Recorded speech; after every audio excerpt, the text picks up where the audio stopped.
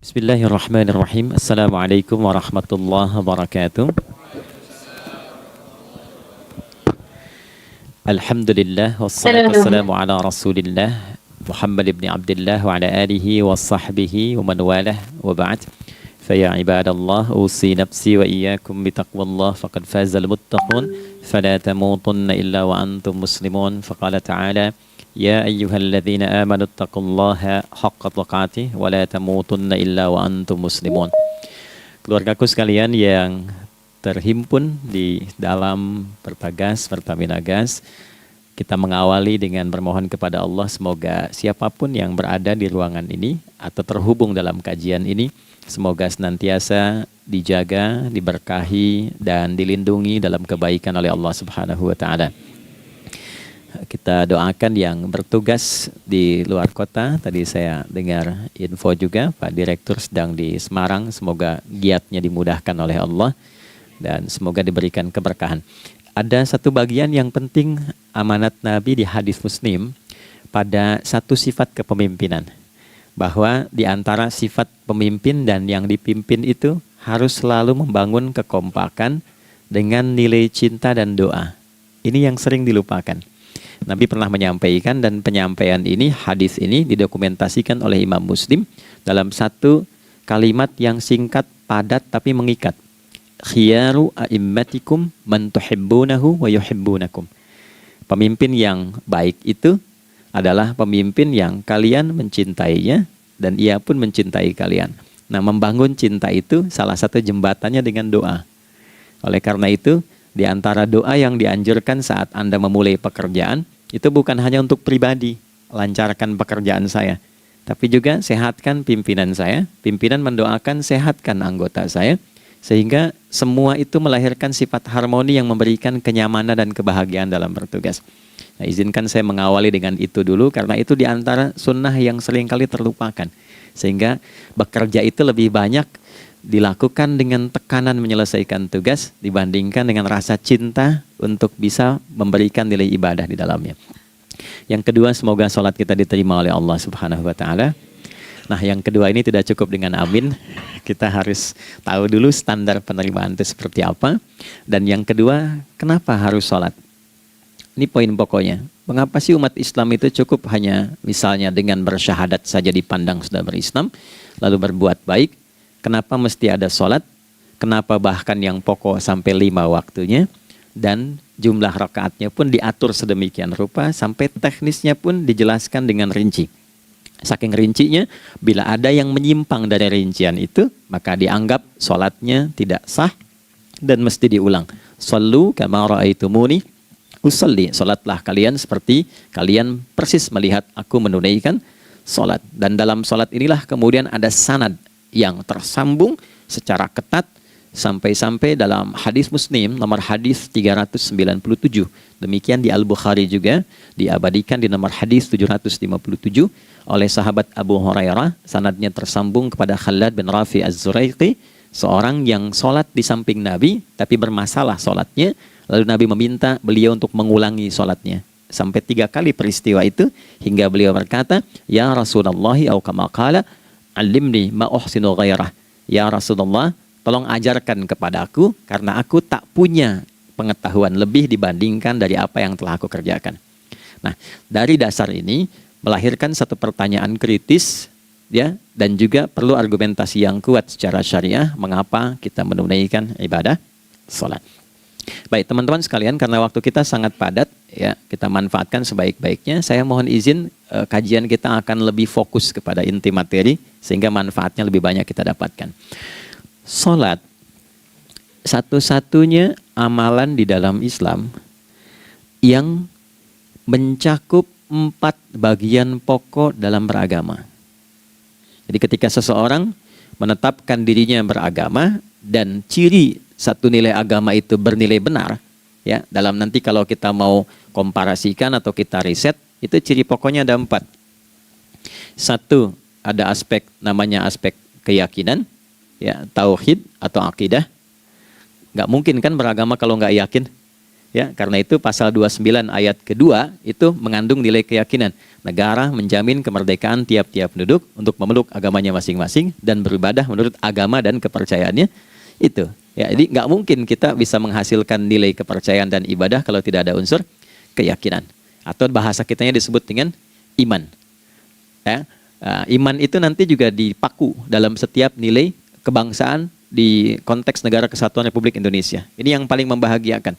Jadi mau jadi pegawai apapun itu syarat, ya, salah satu syarat yang melekatnya beriman dan bertakwa kepada Tuhan Yang Maha Esa, gitu kan?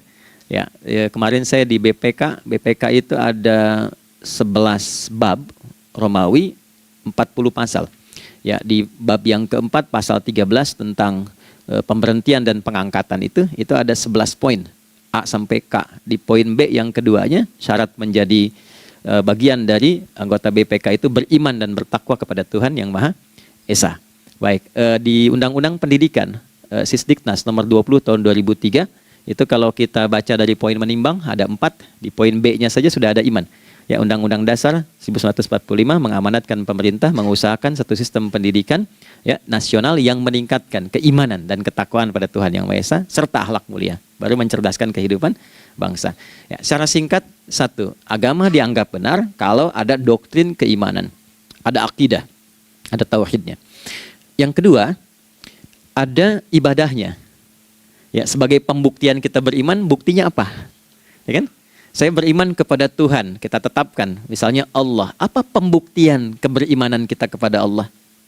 Ya, kan pembuktiannya itu mesti diwujudkan dalam bentuk sikap. Sikap itulah yang disebut dengan ibadah. Nah, konsepsi ini ada di Quran surah ke-20 Thaha di ayat ke-14. Innani anallahu la ilaha illa ana fa'budini. Ya, sungguh aku tegaskan bahwa akulah Allah, satu-satunya Tuhan yang layak dipertuhankan dan disembah. Ketika Anda mempertuhankan aku, fa'budni, maka buktikan kebertuhananmu kepadaku dengan menyembahku. Karena itu namanya Allah punya dua arti. Satu yang dipertuhankan, kan? Ilahun wahid. Yang kedua yang disembah. Ya, jadi yang dipertuhankan dan disembah. Oke. 3. Yang ketiga harus punya unsur praktikal atau implementatif dalam interaksi kehidupan. Ya, jadi bukan cuma nyembah Tuhan, bimbingan kehidupannya apa? Implementasi dari ibadah itu. Ya, ciri umat beragama itu kan bukan hanya sekedar saya yakin, beriman, saya ibadah. Terus bukti ibadah itu dibawa dalam berinteraksi hariannya seperti apa wujudnya.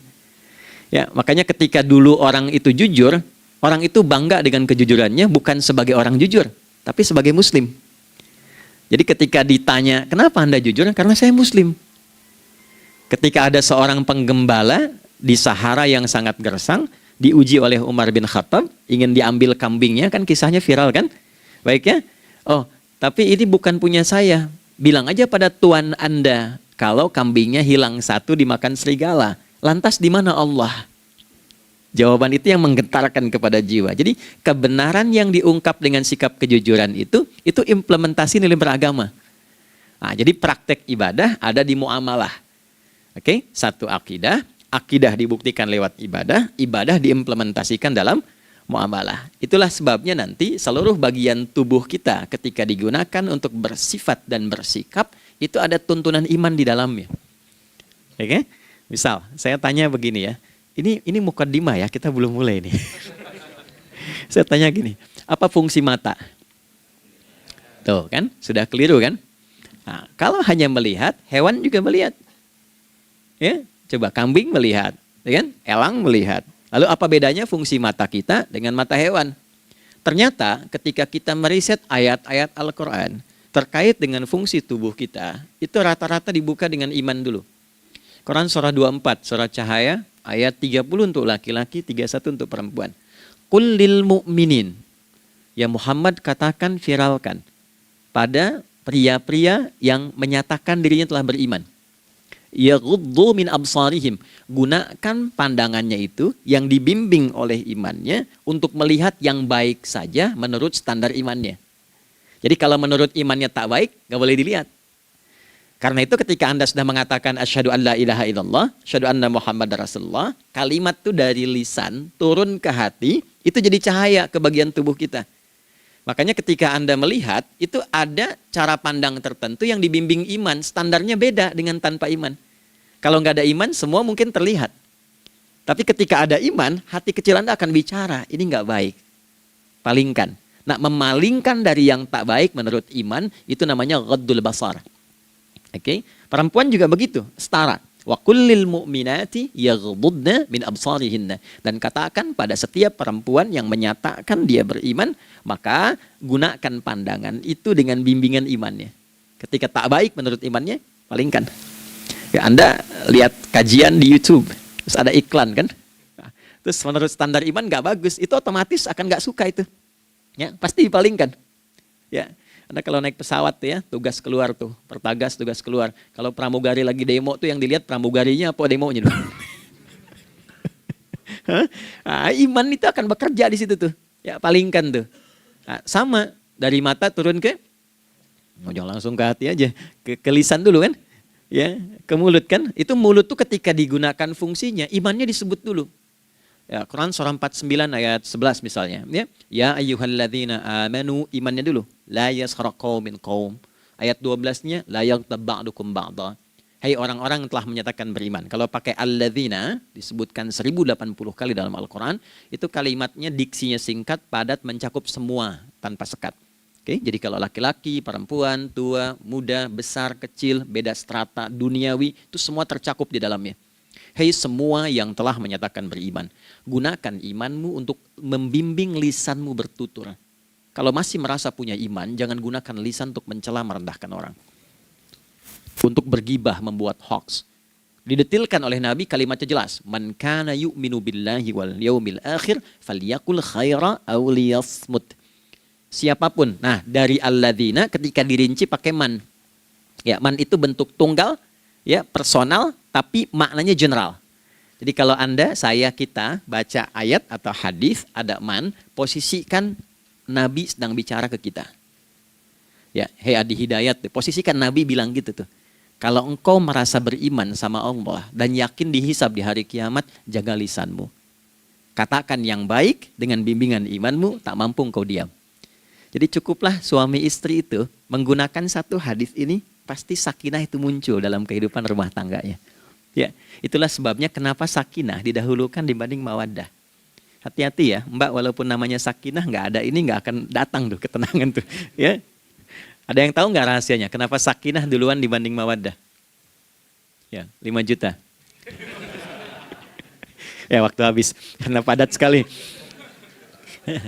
Maddah jamaknya mawaddah, rasa kasih yang tumbuh dari pemberian materi. Jadi kalau rumah tangga itu ingin cenderung pada kebahagiaan, boleh berbagi dengan materi. Ya, istri cemberut, Anda datang dengan senyuman, sayang, kenapa?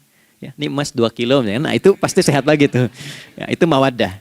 Tapi maaf, walaupun Anda mapan bekerja, harta cukup melimpah, ruah, tapi tidak ada ketenangan di rumah tangga, tidak ada sakinah, maka hampa kehidupan rumah tangga itu. Itulah sebabnya kenapa di Quran sakinah lebih dulu dibandingkan dengan mawaddah. Saya tanya ibu deh, ibu pilih mana? Kaya tapi gelisah atau miskin tapi tenang? Oke. Saya paham itu. Saya paham. Suami juga sepakat semua ya.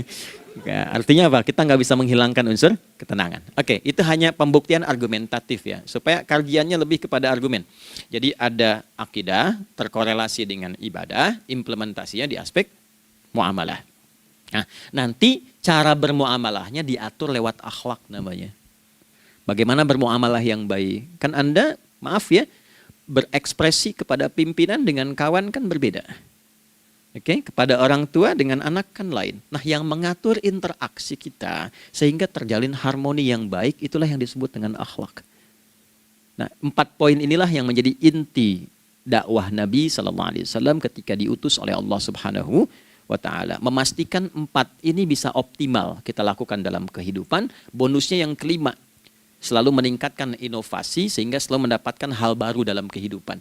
5 ini digabungkan di Quran surah kedua Al-Baqarah di ayat 151.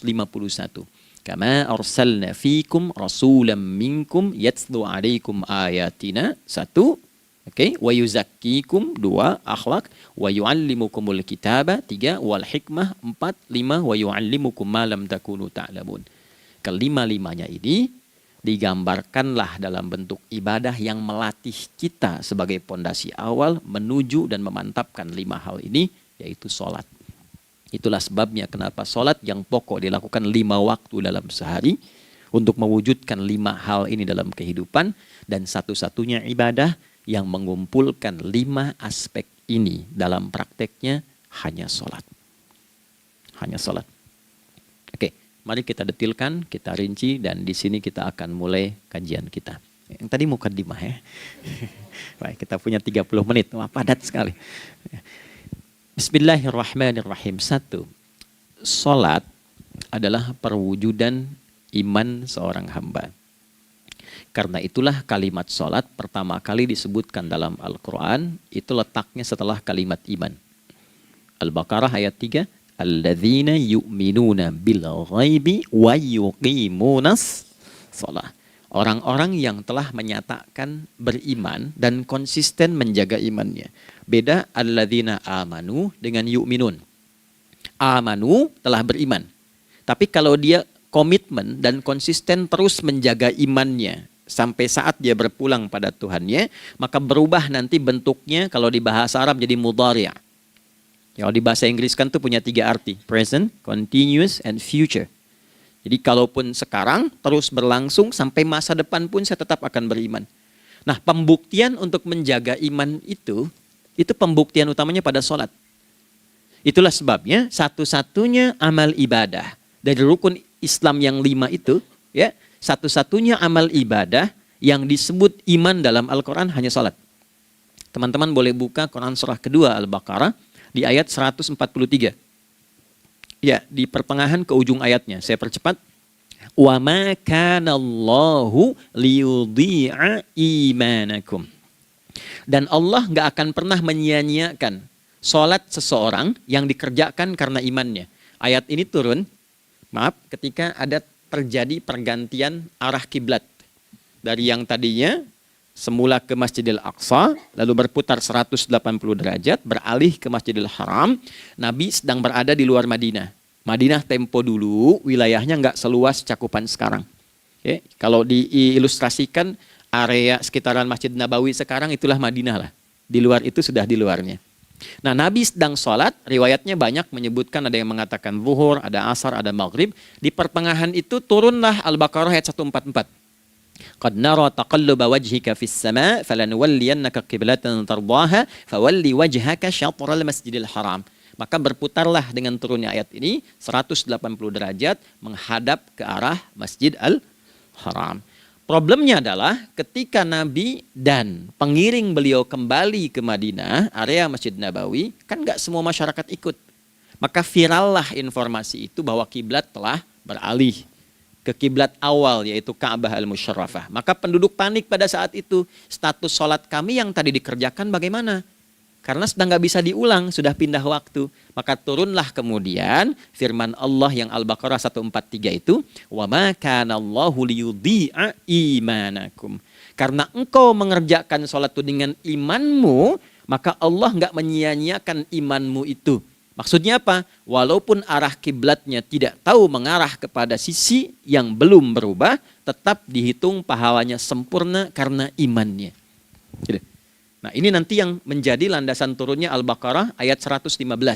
Walillahil masyriq wal maghrib fa aynama tuwallu fathamma wajhullah. Kalau Anda sedang tugas nanti di lapangan, lalu sulit menemukan arah kiblat.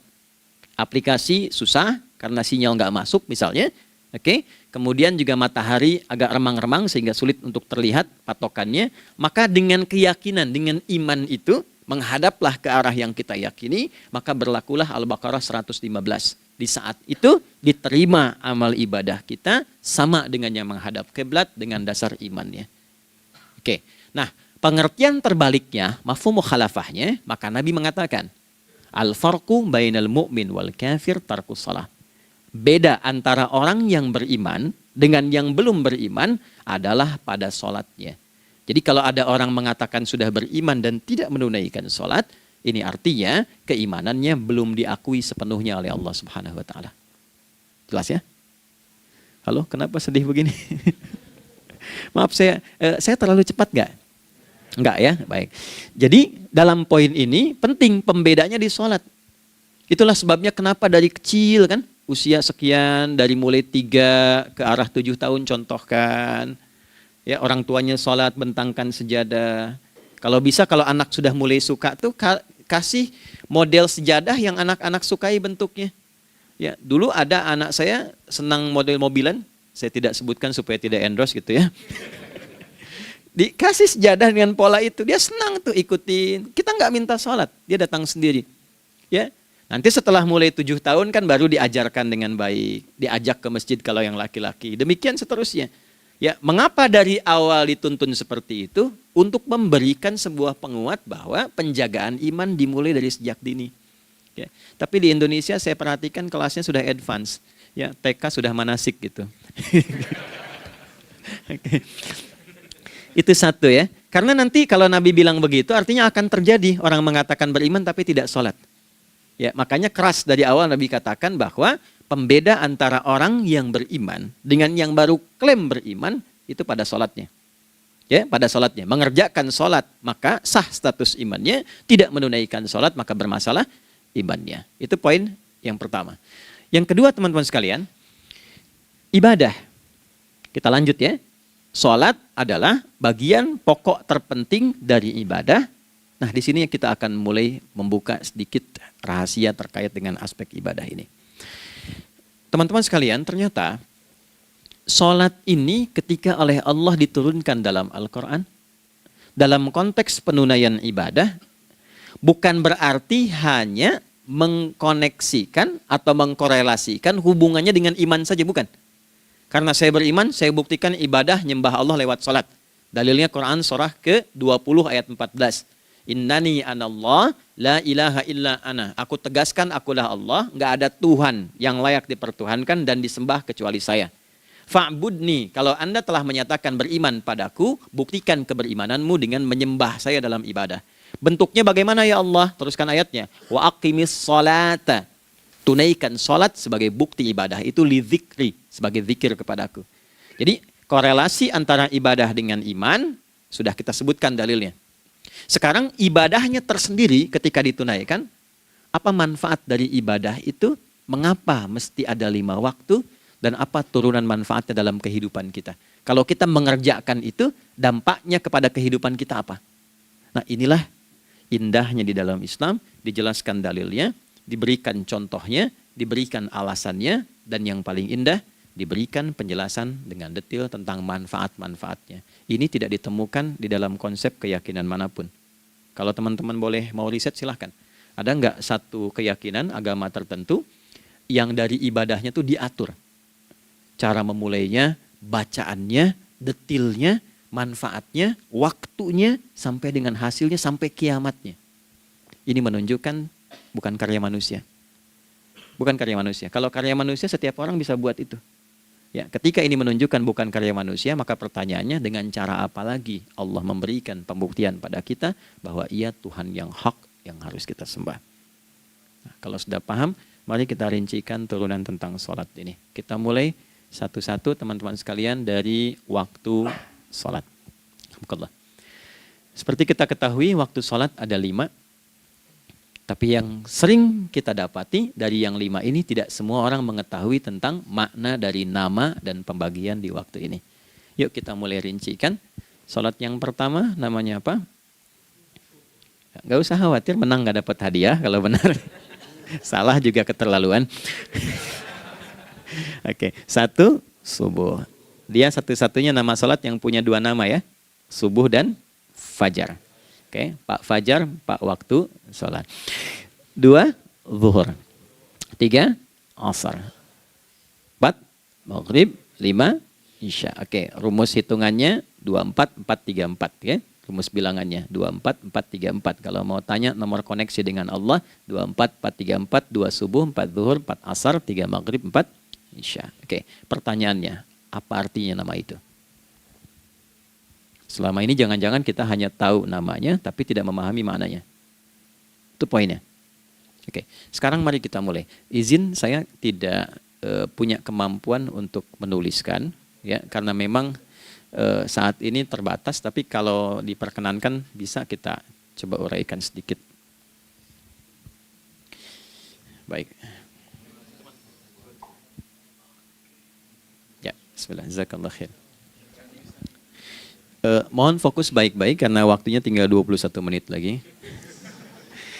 Izin saya pastikan dulu ya supaya terlihat dengan baik. Ibu kelihatan di sana? Bagus. Saya kira tuh hanya di Sumbawa Barat. Ternyata di Pertagas pun perempuan-perempuannya imannya luar biasa. Maksudnya belum saya tulis sudah kelihatan. Imannya luar biasa. Oke, kita mulai dari yang pertama ya. 5 waktu sholat. Kita mulai dari 1 dulu. Subuh, teman-teman saya turunkan dulu ya. Izinkan saya tulis pakai bahasa Arab dulu supaya gampang. 1, dia punya 2 nama. Yang ke Arab ya. Kalau yang gini angka Hindi. Anda yang di admin di komputer pasti tahu. Ada Fajr. Kata subuh ditemukan di Al-Quran surah ke-81 At-Takwir ayat 18. Kalau keliru tolong diingatkan. Was-subhi idza tanaffas. Quran surah 81 ayat 18. Ya. Nggak usah di ilmu utak-atik ya. Oh ini kenapa 81 kalau dibalik 18? Itu cocok logi. Ya, abaikan aja itu. Ya. Fajar agak banyak di Quran terkait dengan nama sholatnya ada di Quran surah ke-17 di ayat 78. Aqimis salata liduluki syamsi ila ghasaqil laili wa qur'anal fajr. Inna qur'anal fajri kana masyhuda. Yuk kita mulai ke maknanya dulu. Ingat rumusnya ya. Rumusnya ini selalu begini rumusnya. Aqidah selalu punya korelasi dengan ibadah. Ibadah selalu punya korelasi dengan muamalah, interaksi harian kita. Muamalah hiasannya adalah akhlak. Nah, barulah kemudian di sini muncul inovasi dalam kehidupan, hal yang baru. Hidup ya, yang mengacu pada 2 kebahagiaan yaitu dunia dan akhirat. Ya, konsepsi ini nanti ditemukan di Quran surah ke-2 Al-Baqarah ayat 201 dan menjadi doa paling favorit umat Islam Indonesia saat ini. Rabbana atina fid dunya fil akhirati. Oke, ya cukup. Subuh. Ini rumus dasarnya. Dari akidah kita beriman, pembuktian imannya lewat ibadah sholat. Apa hubungan sholat dengan aktivitas harian kita? Subuh asalnya terkorelasi dengan kata asbah. Oke? Asbah itu asalnya sesuatu yang sudah siap dengan rencana yang matang. Baik, orang Arab tuh kalau bertanya begini, kaifa asbahta ya akhi? Kaifa asbahti ya ukhti? Bagaimana kabarmu di pagi ini? Itu bukan hanya nanya kabar kesehatan. Beda dengan kaifa haluk, beda. Ya, itu bertanya, bagaimana kabarmu hari ini? Aktivitasmu bagaimana? Lancar, sudah siap, planning bagus, dan sebagainya. Ya, itulah sebabnya ketika Allah bersumpah dengan awal waktu, penandanya adalah planning kegiatan. Ya, was-subhi, dan aku bersumpah demi waktu subuh, awal mula untuk berkegiatan, idza tanafas, apabila sudah mulai bergerak, bersamaan dengan nafas yang keluar itu, maka sudah jelas rencana yang dibuat. Ya, jangankan kita, semua alam itu, semesta itu seluruhnya bukan hanya bertasbih, tapi beraktivitas dalam tasbihnya. Di waktu subuh, matahari sudah mulai bersinar kan? Ya, dan sinarnya mengambil manfaat loh. Mengandung nilai manfaat, memecah keheningan malam dan menghilangkan kegelapannya. Gelap mulai hilang, datang kemudian sinar yang memberikan kita bimbingan untuk beraktivitas. Tumbuhan dimulai waktu itu sudah mengeluarkan oksigen, menyerap karbon dioksida. Saya waktu di Utrecht, di Delft di Belanda, ya, saya coba ingin membuktikan. Kan adzan nggak terdengar keluar ya. Jadi sebelum waktu subuh itu saya keluar, kebetulan flatnya waktu itu dekat area hutan yang agak rimbun, enak gitu, udaranya bagus. Itu sebelum subuh terasa karbon dioksida. Walaupun cuma beda hampir 1 menit. Tapi begitu masuk waktu subuh, keluar kesegaran yang luar biasa. Oksigen yang keluar. Ya, ini kan nggak mungkin kalau kuasa Allah tuh nggak mungkin terjadi seperti ini kalau bukan kuasa Allah Subhanahu wa taala. Tapi poinnya adalah yang bicara begini Quran. Nah, sekarang yang ingin saya katakan adalah alam semesta dalam konteks seperti matahari, kemudian tumbuhan, binatang, ayam bahkan mulai berkokok, punya planning yang teratur. Masa kita makhluk yang dihisab tuh nggak teratur? Nggak punya perencanaan? Maka subuh itu mengajarkan kepada kita, jangan sampai ada orang Islam yang punya keimanan, lalu menunaikan sholat, diajarkanlah oleh Allah, setiap masuk subuh itu harus punya agenda yang jelas. Planning yang terukur. Jangan terjadi mengaku muslim, beriman, tapi nggak jelas perencanaan hidupnya. Jam 7 mau di mana? Jam 8 kerjakan apa? Anda dari sini ketemu 7 ke 4, atau setengah 8 ke setengah 5, 8 jam kerja. Oke, berangkat jam berapa? Petakan di jalan macetnya di sebelah mana? Ukur sampai kantor tiba jam berapa? Apa yang mau dikerjakan di kantor? Itulah Islam, itulah subuh. Sehingga tidak ada satupun orang Islam di era Nabi mengajarkan beraktivitas kecuali terukur dan teratur. Bahkan Nabi memulai itu evaluasinya di malam hari. Sehingga turun di antara surah Al-Insyirah itu ada ayat yang tegas mengatakan di ujungnya, فَإِذَا فَرَغْتَ فَانْصَبْ. Evaluasi yang telah berlalu di malam hari. Evaluasinya menyeluruh sampai ke zikirnya. Dicatat nih. Ya, aku hari ini secara spiritual itu, mohon maaf, sholat jamaahnya berapa waktu tuh? Dari 5. Oke? Misalnya dari 5 itu cuma 4, berarti koreksi ada yang kurang. 1. Ya. Yang kedua, secara intelektual sudah berapa bacaan yang dibaca saat ini? Ilmu yang ditingkatkan, mensyukuri anugerah akal dan sebagainya. Bekerja sempurna enggak? Turunkan ibadahnya bagaimana? Ketika ada yang kurang, istighfari. Ya, sebagai seorang ayah, ada nggak sesuatu yang salah yang dilakukan belum sempurna? Sebagai seorang ibu, anak dan sebagainya, istighfar. Itulah sebabnya sebelum tidur Nabi ajarkan istighfar. Yang kita tahu 70 kali kan, 100 kali. Yang saya tanya, 1 ke 70 itu istighfar apa saja? Apakah hanya bilangan di lisan? Atau dari lisan diingatkan oleh pikiran, ditembuskan ke hati? Istighfar sebagai seorang ayah yang kurang maksimal melihat anak dengan baik. Anda boleh punya jabatan di kantor, boleh direktur, boleh manajer, boleh macam-macam. Tapi ketika Anda pulang, Anda seorang ayah. Saya di Timur Tengah disebut syekh, di sini dipanggil kiai, dipanggil ustadz. Pulang ke rumah, anak saya nggak kenal itu semua. Anak saya nggak peduli itu semua. Belum pernah seumur-umur saya mengajar, lalu saya pulang, anak saya menunggu depan pintu dan memanggil, kiai. Dia ingin ayahnya. Dia ingin ayahnya. Kenapa nggak kita hadirkan istighfar pertama kita itu karena kita kurang perhatian. Kurang perhatian kepada anak misalnya. Saya kalau pulang tengah malam dan semua tertidur, saya lihat satu-satu. Perbaiki cara tidurnya, doa, lihat satu-satu, minta ampun sama Allah. Dan ya kadang sebelum mengalirkan air mata kita nggak bisa tidur karena nggak tahu nanti ketemu lagi nggak di akhirat. Itu poin yang paling penting. Nah, jadi istighfar pertama itu untuk diri kita ketaatan pada Allah. Untuk diri kita sebagai anak pada orang tua. Sebagai suami punya tanggung jawab istri atau sebaliknya. Demikian seterusnya. Nah itu kalau sudah kita bisa lakukan, dievaluasi, direncanakan besoknya.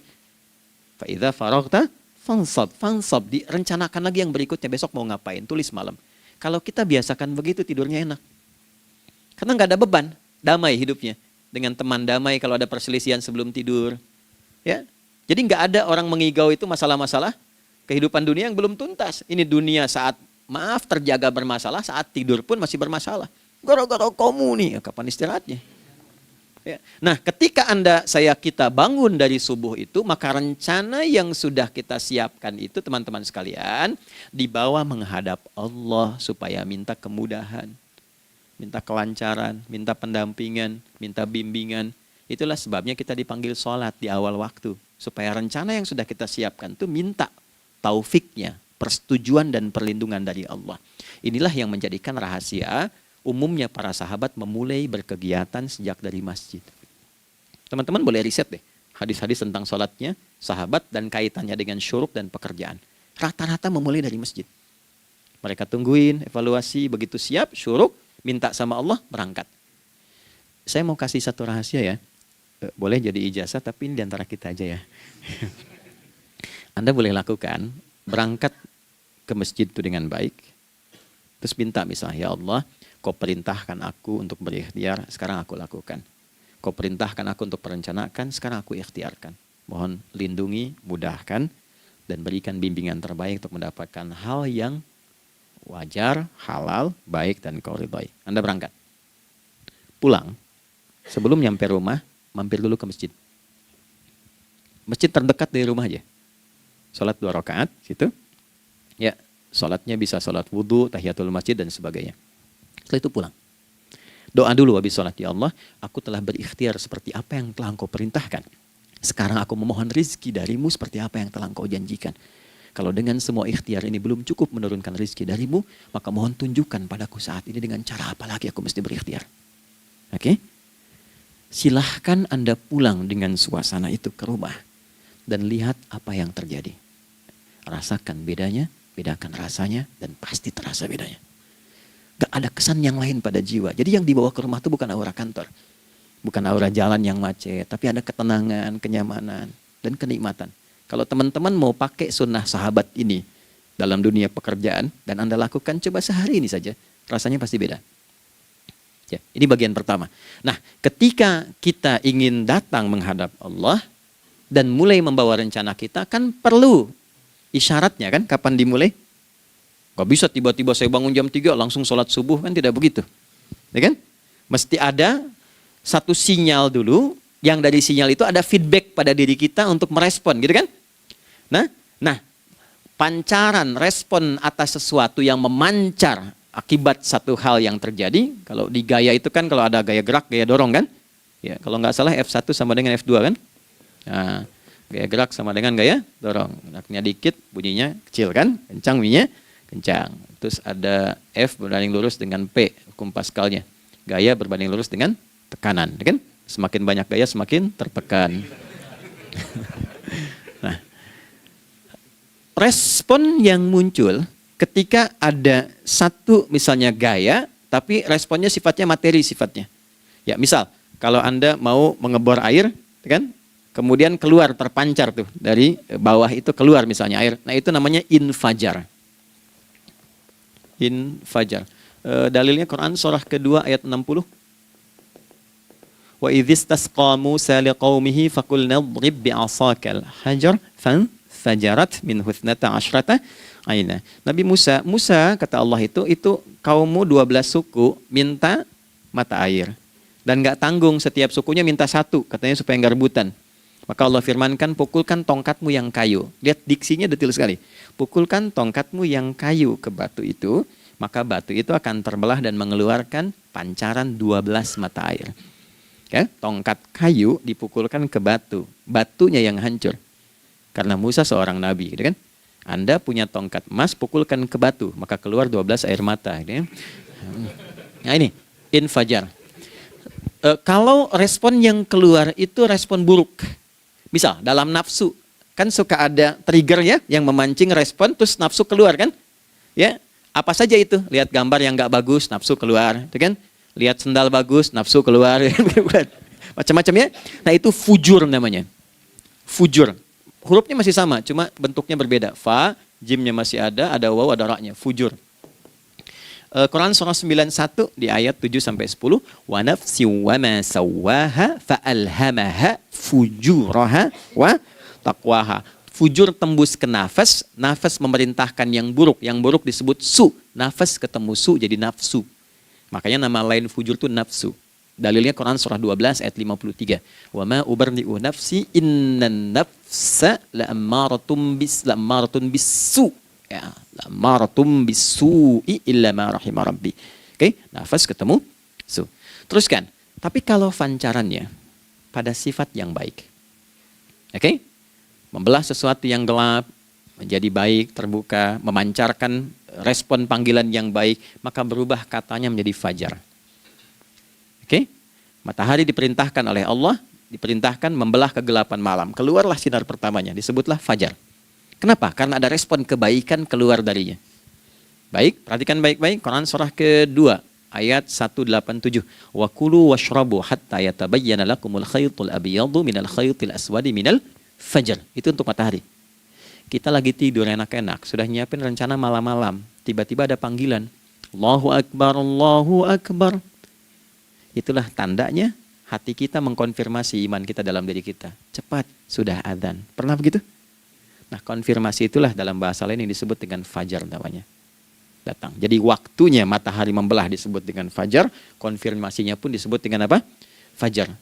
Ya, jadi bersamaan waktunya dengan dua hal itu. Datanglah panggilan. Itu yang dimaksud Quran, hubungan iman dengan konfirmasinya sampai ke sholatnya ada di Quran surah 8 ayat 2. Innamal mu'minuna iman. Alladzina idza dzukirallahu adzan. Wajilat qulubuhum iman. Jadi begitu ciri iman itu ada dalam jiwa, dipanggil lewat adzan, kan? Allahu Akbar, langsung merespon, ya Allah sudah adzan. Walaupun setelah adzan ada lagi getaran, baru adzan belum qomat gitu kan. Nah, misal ya. Nah, tapi inilah fajar. Jadi maksudnya rencana Anda ini agak jarang dibahas ya. Mohon maaf, ilmu ini agak jarang. Jadi jangan Anda bilang saya bid'ah, bukan. Ya, bukunya ada, referensinya ada. Cuman karena jarang dikaji, jangan sampai kekurangan pengetahuan menghukumi yang tahu jadi salah gitu. Ini poinnya. Jadi saya kalau bahas satu masalah itu bukunya saya kumpulkan. Tafsir awal sampai akhir yang ada apa, buku-buku tentang sholat apa, baru kita keluarkan. Jadi bagian topik-topik tertentu yang dibahas. Problemnya ketika membahas tentang ibadah cuma dua. Satu tentang bacaan, doanya apa. Yang kedua tentang gerakan, bagaimana mengerjakannya. Yang ketiga jarang dibahas, hikmahnya apa. Padahal rumus dalam ibadah itu dalam fikih tiga-tiga mesti dipakai. Ini Quran surah kedua ayat berapa? Ayat 129. Rabbana wab'ats fihim rasulan minhum yatlu 'alaihim ayatika ini wa yu'allimuhumul kitaba ini wal hikmah ini. Barulah kita mendapatkan sesuatu yang baru. Ya. Ini wa yuzakkikum dan di 151 Al-Baqarah wa yu'allimukum ma lam takunu ta'lamun. Jadi ini bukan ilmu yang baru, bukan, belum tahu saja. Jadi selama ini yang kita kerjakan jangan sampai terbatas pada ritualnya saja untuk mencukupkan ini. Hubungan ritual dengan ini apa gitu. Ya, jadi subuh ini mengkonfirmasi bahwa ada satu keteraturan dalam kegiatan kita. Ya, alhamdulillah. 2, siang. Oke, setelah subuh, fajar, salat apa? Zuhur. Oke, saya tanya pada Anda, zuhur itu artinya apa? Sudah, cukup katakan wallahu a'lam. Waktunya terbatas ya.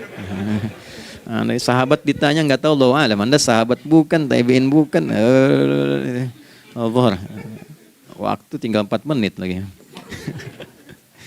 Oke, teman-teman kalau kita jeli, ini kan sholat dikerjakan di siang hari kan? Siang itu bahasa Arabnya nahar. Naharun itu siang. Tapi kenapa sholatnya zuhur? Kok nggak sholat nahar gitu? Ya, lohor, jadi paksain tuh. Zuhur, lohor. Ya. Terus sore, biar nyambung cepat. Sore, bahasa Arabnya kan masa. Masa al-khir, selamat sore. Kenapa kok sholatnya asar? Kok sholatnya namanya asar? Oke. Maghrib, isya. Isya kan malam kan? Kenapa nggak lail? Lail itu kan malam. Kalau ada yang istimewa di malamnya, itu lailah namanya. Makanya ketika turun Al-Quran disebut Lailatul Qadar. Karena malamnya istimewa. Beda, lail dengan lailah itu beda. Lail itu waktu malam, lailah ada yang istimewa di malam itu. Ya, jamaknya lail, layali, lela, lili, lala, itu malam. Ibu lili, ibu malam-malam. Ya. Zuhur artinya jelas, terang. Ada idhar, dibaca dengan jelas, terang. Gak boleh dengung. Man amana. Itu kan? Ya. Min husni, harus jelas. Ya. Ada a, jelas. Zuhur kenapa disebut zuhur? Untuk evaluasi kegiatan kita dari setengah hari. Sudah jelas belum hasilnya? Anda punya rencana di sini, evaluasi di siang. Jelas gak hasilnya? Pekerjaan Anda yang sekarang diamanahkan dari pagi jam 7 sampai sekarang, evaluasi dulu. Dicek, jangan cuma ditinggalkan. Oke, saya sedang kerjain, tinggalin dulu sholat. Bukan begitu. Ketika akan sholat, Anda cek dulu. Dari ke siang itu tengah hari, bagaimana hasilnya? Ada yang perlu disempurnakan gak? Ya.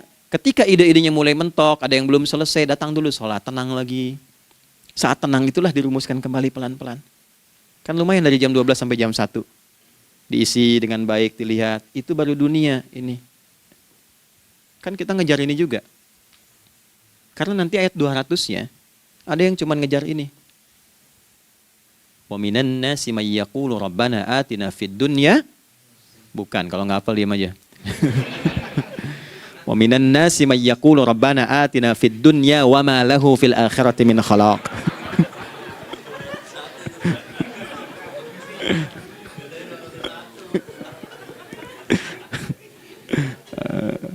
Nah, paham kan?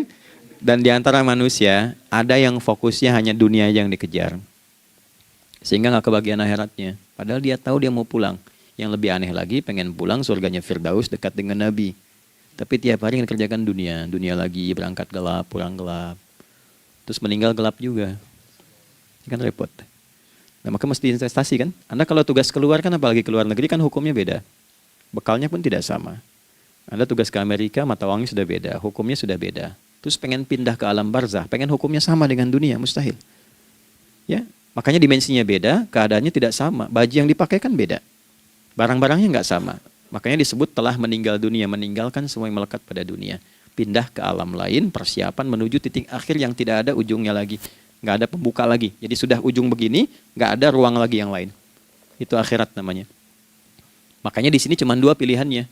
Kalau nggak ke surga, nah itu. Ya.